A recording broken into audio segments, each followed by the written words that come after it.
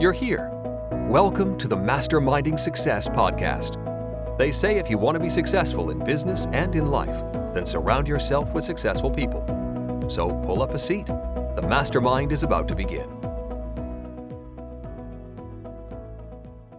Hey, glad you could join us for another episode of the Masterminding Success podcast. We're your host, Keith Wheeler. And Nuria Corby. And what are we talking about today, Nuria? Today we're going to talk about what makes a good book cover. So I'm sure we've got a few tips and tricks up our sleeve. Yeah. I'm thinking this may be a shorter episode, but because I think we're going to have a lot of things that are going to be similar between the two of us. But yes. But yeah, I know when we're raised, many of us were told don't judge a book by its cover, but people do, and when they want to, we have very limited attention spans nowadays. And so you really need to catch somebody right, from the scroll, usually on their, small handheld device or whatever, and really just capture their attention. So, what makes a good book cover really can make the difference between, a successful book and one that's not. Absolutely. And I see it all the time because, as you probably do as well, we look on Amazon when we're researching, and there are lots of books where I look at them and I think, wow, that doesn't really stand out enough, or I can't read the title because it's too small, or who is the author? It doesn't say it on the cover. There are lots and lots of things that could be improved upon and that would make a book sell more, I think. Because the one thing that I always say is when you've got your title on the book cover, make it really bold and big as you can, because when people are looking on their phones or they're looking on their computer screens, it's the first thing, apart from all the colors and the overall design, it's the title that's really important. Right. So that should be very clearly visible as well, because sometimes people don't even read the title, they just look at the pictures. We're quite visual in that sense. I think, all of us are. Right. And the titles are what gives you almost the content of the book, so that's really important. And I'm sure you've got lots of ideas as well on what makes a book cover stand out. What do you think about that? Yeah, I think, and there are going to be things that are different depending on the niche that you're in, but yeah. like if you're doing no content, low content book, one of the key things I always tell people is you need to make sure that they can tell through your images and through your, your, like you said, your title, what type of book it is, so yeah, you want your title, a good size so people can see just scrolling. The main thing with your book cover is you want to stop that scroll. You want them to stop, even if it's just for a few seconds. And how do you do that? You do that with a good, a good size title. The color comparison between the title and the background, yes. Making those words pop. As far as the author name, that really is going to, in my opinion, is going to depend on the niche that you're in. And is your name or your pen name that you're using, is that your brand? And because if it is, then just like your title, you want that to be big. Think of a Stephen King book. Stephen King's name is not only big and bold on the page or on the cover, but it's also in the same font size, the same font type. It's consistent because that's part of his branding, And so if you do want your pen name to be your brand, then you need to make sure that it's visible, bold, and that it's consistent across all your books. Because again, it's going to be your brand. And that's how people are going to know that, oh, that's a Stephen King book, or hey, that's a whatever book. Yeah, absolutely. And I think I sometimes say to people, well, make your cover similar to others in your niche. And by that, I mean, don't go off niche. Don't make a cover that people don't recognize for that. For you must know, Keith, when you make puzzle books, they have to have a certain look about them. There's no point in making something that's completely off that topic, because it might stand out, but for the wrong reasons. And then I was just going to say that, yeah. When people don't recognize it as a puzzle book, or if it's a coloring book, they all tend to have not the same covers, obviously, but very Mhm. similar designs, Right. similar elements to them. For example, with a coloring book, they tend to be examples of the coloring pages that are inside the book, but colored in. And I've seen some people that have just the inside on a smaller scale on the front in black and white, and it just doesn't look that great. Or they have a completely different cover that has no relation to coloring. So they just have an image on the cover. And that kind of goes against what people expect from a coloring Right. book. And any other niche is the same. So it's a fine line, because you want your book to stand out and be different, but at the same time, they have to be familiar to people that are interested in that niche. So that is another thing that is tricky to really balance sometimes. Yeah. I was going to say that exact same thing. Stand out in a good way. Yeah. One thing that I always tell my students is, when you have a potential cover that you might go with, I tell them to take an image of it, put it down to like a thumbnail size, and then go to your niche and literally put that up against the top ones and see, does it stand out in a good way? In the example you gave about coloring books, coloring books are very difficult when it comes to getting it right with the cover, because it's very easy to accidentally make your coloring book cover look like a children's book cover. Mm-hmm. And if I'm looking for a coloring book and I see a cover that I think is a children's book, I'm just going to keep scrolling, because I'm not looking for a children's book. And so that's something that is very easily done. And one of the things I've seen people do is they'll take, like you said, an image from the inside, they'll put it on their front cover, and they'll have it colored in, but then half of it they'll have uncovered. Exactly. Yes. And so that kind of is a good way to bring in the color, but to make it clear, again, at a thumbnail size, that it is a coloring book. Also, again, if it's something like, and really any kind of no content, low content book, I always suggest having the type of book it is in pretty big, letters as well. So, puzzle book, coloring book, or whatever. Maybe not as big as your title, but somewhere where, again, as they're scrolling, they can see what it is. Yeah. Someone asked me the other day whether we should have, obviously we have to have our title on the book, and they asked whether we should also have our subtitle on the book. And I always do, but I was just wondering if you do it any differently. Do you sometimes not put the subtitle on the book? Okay, so here's what I do with subtitles. It really comes down to, how does it look on your cover? Mm-hmm. If it makes it look jumbled, then I don't do it. But there's also a good thing is because, yes, we have to have our title on our cover, but our subtitle we don't have to have, which means we don't have to have it word for word the actual subtitle. Exactly. We can have a variant of that still says the same thing, but maybe in less words. So it's still on there, but it's not the exact subtitle.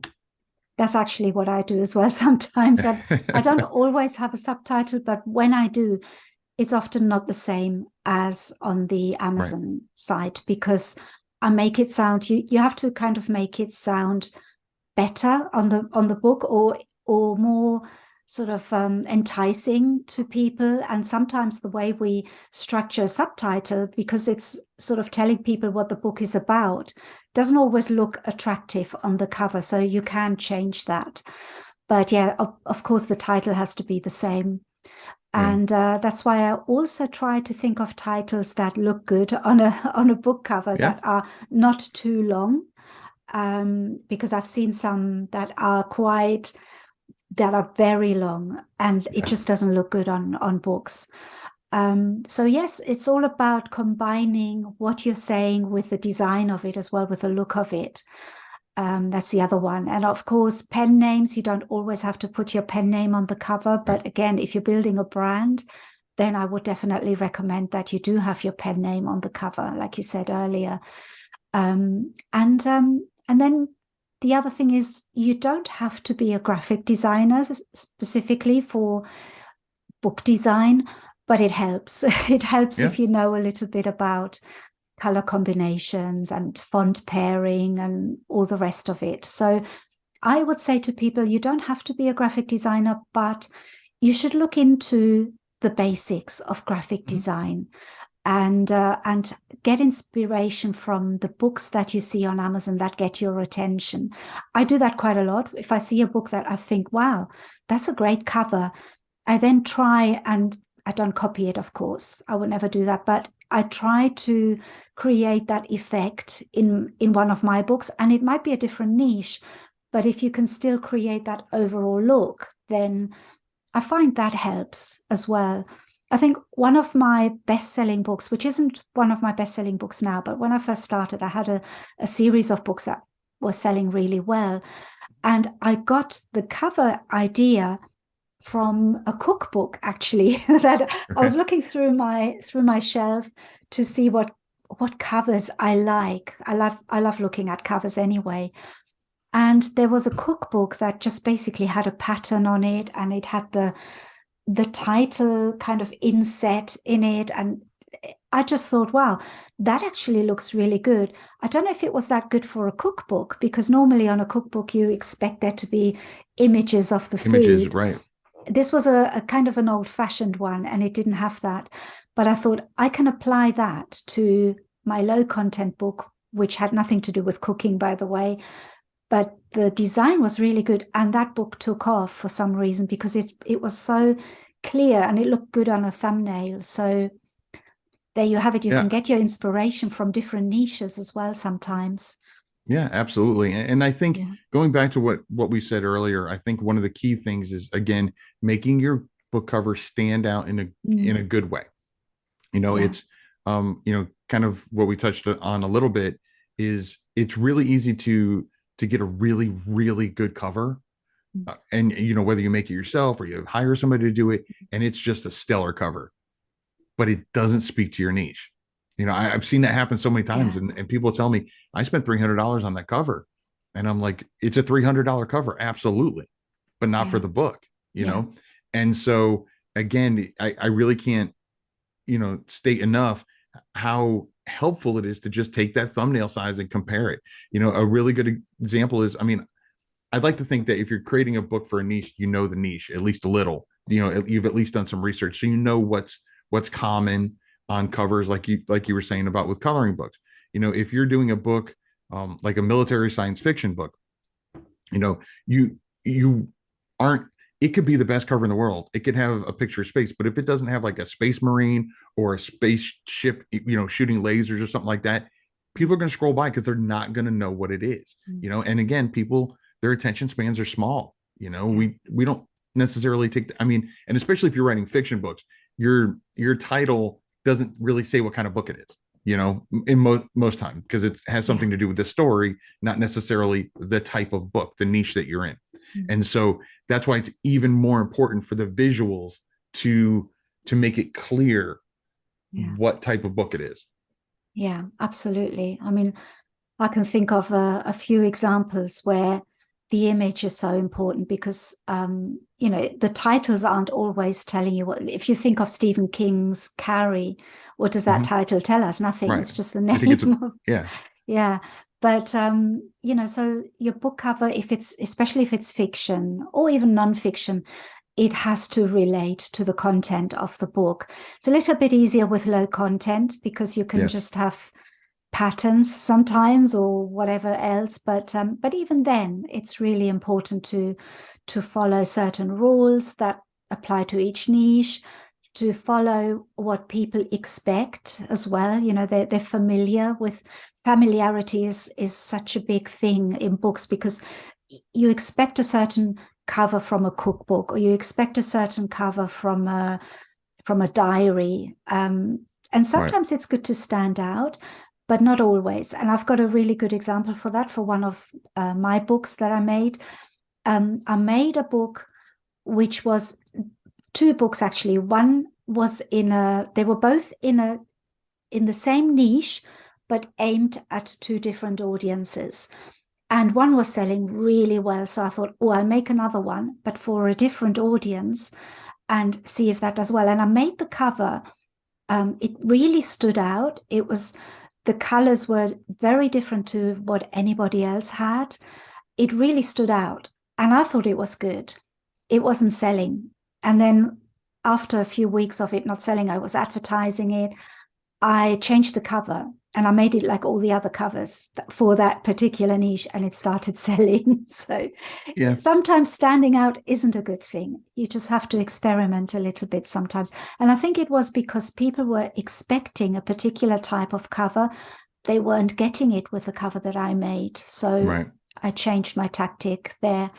And in that case, it worked. But obviously, every situation is different. So sometimes you can play and change things. Don't forget that you can change your cover Right. and Yeah. create a new one. So, those kind of things are always easy to change. It's the titles that you can't change and your pen Yeah. name. Yeah. But Yeah. No, I agree. And I've played around with changing covers and things like that. And, sometimes it works, sometimes it doesn't, yeah, and again, yeah, worst case, you just go back to the old cover, yeah, one thing I would say exactly. is whenever you do any kind of experimenting like that, and we could do a whole nother episode just on experimenting, but when you do it, give it time, give it time to, for people to see it and maybe run some ads to it, but again, you don't want to, if you weren't running ads to it before, don't run ads to it now, because you want to, Yeah. you want to compare apples to apples and only have one variable. And the variable in this case would be the changing the cover. Mm-hmm. But I mean, getting back to what you were saying about people, not buying it because it's not what they thought, they didn't think it was that kind of book. A lot of this is subconscious, people just, they get used to, what they're used to. And so it's okay to make your book stand out and make it a little different.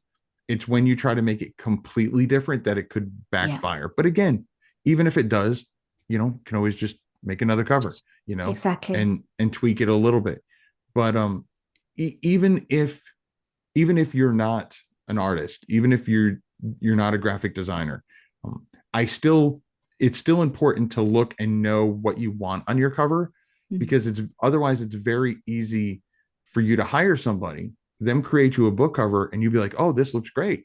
And again, like I said earlier, it could be a $300 one. It looks great, but does it speak to your niche? Yeah. And so again, when you're doing your niche research to see if, this is a niche that you're interested in, which you should all be doing. But make sure that you're paying attention, jotting down some notes on what are some things that are that you're seeing on the, not necessarily you're seeing on every cover, but look at the BSR. What covers are actually selling? What books are actually selling? Those are the ones you want to compete with, right? You don't want to compete with the ones that don't sell. I mean, that's easy to compete with. Yeah. It's the hard part is competing with the ones that do sell. Yeah. And so, Absolutely. see what they have in common, and obviously it may not be, they may be completely different books and completely different book covers. But it could be something as simple as, the contrasting colors. That's something that's, that they have in common. All right, well, I'm going to jot that down. The title's big and bold. I'm going to jot that down. Do they have their pen name? That kind of thing. Little things like that. So not necessarily, like you said, not copying, but writing down features, I guess is the best way to put it. Features that they have in common. Yeah. And then you can say, okay, these are the features I want to have in my, on my cover. And that, if you're hiring somebody, gives them somewhere to start, and then you can just, do it from there. Yeah, definitely. Especially if you're hiring someone to do it. I've never done that. I always have done my own covers, but I can see if I was going into a different kind of genre, if I started to do fiction, maybe I would probably hire someone to do those type of covers. But then you also have to communicate to them what you want from your cover, because they might not be familiar with the actual audience. They might be familiar with the designing of it and the concept, but not the actual audience. So it's really important that you know who your audience is and what they are looking for. Do you design your own covers, Keith, or do you get someone to do them? I used to design all my own covers. I 99% of the time I hire someone to do my covers now. Okay. That's for my fiction books, my nonfiction books, my no content, low content books, all of them. I just, it's one, because I am not good at graphic design, but I know what I want. And that's the important thing. Like you were saying, knowing your niche, knowing what you want, knowing what fits in and yet still stands out in a good way, that kind of stuff. So Yeah, so I pretty much use the same graphic designer, the same cover designer for my books, regardless of the niche that I'm in, because she's just amazing. She can do all of it. Um, but yeah, so that's what I do. But yeah, I used to do my cover designs, and I used to do it in Canva. I used to do it in PowerPoint. For my no content, low content books, and even I will tell you, one of my my young adult novel that I did. I actually had a graphic or a book designer do the new cover for it, and not my normal cover designer, but a different cover designer. Paid a lot of money for it, and the sales shot down. Ooh. Like they just plummeted. So I went back to the cover that I created using Canva, using the free version of Canva, let me say, and my sales went back up. There you go. So it just and it was because, and as soon as I saw the cover, honestly, I knew I had a feeling it wasn't going to work, because the cover didn't look right for the niche. It looked more like almost like a 1980s teen movie kind of book cover, as opposed to what it was really for. And I knew it wasn't going to work, but I gave it a shot. And again, that just goes back to knowing your niche and knowing what works and knowing what doesn't. Absolutely. And that just takes time, honestly. Yeah. It takes time, it takes research. And so when you're first starting out in a niche, you may not know. And that's why it's even more important to do that research, look and see what the ones that are selling in your niche, what they have in common. Absolutely. I can only stress that because it's so important. And I do something sometimes as well when I look at covers, and I look at a niche and I think, what do the best selling books, not the, like you said, not the ones that aren't selling. You look at the ones that are selling and what do they all have in common? And then I make a list. I make a list basically, first of all, the overall colors. What colors do they all have in common? And then I make a list about how have they structured their titles, and I write all that down. Then I write, other design elements that they all have in common. So you're looking for things that they have in common, which is obviously something that's working. But the other thing that I do, which really helps, is I look at each of them and I think, what does that cover make me feel? So if it makes me feel happy, then I write that down. Does this one make me feel happy? No, this one makes me feel a bit icky, or or it doesn't make me feel anything. I'm neutral to that one, so those things can really tell you a lot, and then you can analyze, why does that one make me feel happy, or why does that one put me off, or why is this one not so nice? Because when you ask that question, it's actually quite funny, because sometimes I can't see the reason why is that making, but there's always a reason. There's always right. It's inbuilt in the design, really. It's funny how colors and how the composition of it can make us feel in different ways. So that's another way to look at it, to find how you can put your covers together so that they appeal to that audience, that particular audience. Yeah, Excellent point. One thing that I could see people saying, especially if they're not too familiar with their niche, is I don't see anything consistent with these ones that are selling. And what I would say is, open up another tab, go look at the other books in that niche that aren't selling, and see what the ones that are selling have that the ones that aren't selling don't have. That's a great way to compare and see, okay, now I see a difference. Yeah. That's a really good point as well. So there are just so many ways to get inspired from other book covers, but it's not just getting inspired. It's learning from them. It's a science almost. It is. It is. It's analyzing it all. And the more you analyze it, the more you find the things that work and that don't work. So really important to research and to look at it from a designer's point of view, but also from a consumer's point of view. And talking about a consumer's point of view, when it comes to low content books, I find that there are definite fashions, sometimes it's very fashionable to have a certain design, a floral design. I know all the gratitude books used to have a floral design, and they were all the same, but that changes. There's different fashions that come and go. A minimalist look is really, at the moment, it's kind of, I'm not sure whether we're still in it or whether we're coming out of it, but that seems to be working at the moment. But it all comes and goes. So you have to keep up with up-to-date design or fashions, because everything, even the colors that we buy in clothing, where there's a certain fashion, it all transmits to other areas in life. It's like furniture, like curtains. They all have a fashion, and it's worth studying that and having a look and seeing what they all have in common and what sells. So absolutely. Trends change, and people's tastes change, and even their search terms, that the way they search for things change. And so you definitely, and we could do a whole nother episode on this, but we could. That goes back to the whole, you can change your book cover. If you notice, maybe you are getting sales, and then you notice after a while your sales start to dwindle, then it really, one of the few things you can change that could make a difference is either your keywords or your cover. And see, absolutely. And just look and see which one of those, if it's been a while since you've changed the keywords. That's always easier, because it's easier to change keywords than to pay somebody to do a cover, or to take the time to do a cover. And so I always suggest keeping an Excel spreadsheet, because that way you change your keywords, and if things get worse, then you can always change them back. And I wouldn't change all of your keywords. You want to do, just a few. So again, you don't want to change too many variables, because then you don't know what worked and what didn't. Exactly. Or worse, you change too many, and if you change your cover and your keywords, and your sales go down, which is the reason? Is it because your keywords, or is it because of your cover? Or the cover, and vice versa.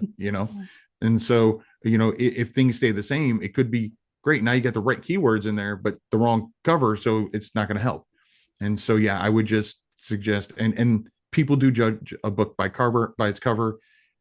Your keywords are what help you become discoverable, but your cover is what helps you get that sale, because that's what people are going to click on. And so so you really, like I said, I can't stress enough, just taking a thumbnail size of your potential cover and just comparing it to the books that are selling. And see how it looks. I would say ask other people. Don't just ask yourself. If you have any kind of social media following, even if it's not about your brand, just say, hey, I've got these 3 covers. Which do you like? Which do you think would fit in this, this niche or whatever? Absolutely. And they're all trends as well. So, look at trends, see what's trending at the moment, what's popular, and apply that to your covers. Because the cover, like you said, they say don't judge a book by its cover. I think that applies to people, but I think for books, people judge books by their cover. Absolutely. So, that's just how it is. And it's the first thing we see. So you have to make a good impression. And that's the way to go. Very true. Well, this has been another great mastermind, Nuria. Once again, a huge thank you to all our listeners and viewers who came to tag along. If you enjoyed today's mastermind, please consider following or subscribing to the podcast, and maybe even leave us a review and let us know what you thought. It would mean the world to us. Until next week, I'm Keith Wheeler. And I'm Nuria Corby. Have a good one. Bye-bye. Thanks for joining the Mastermind today. Be sure to follow the podcast on your platform of choice and tell a friend who would enjoy it too. Your support is greatly appreciated. This has been the Masterminding Success Podcast.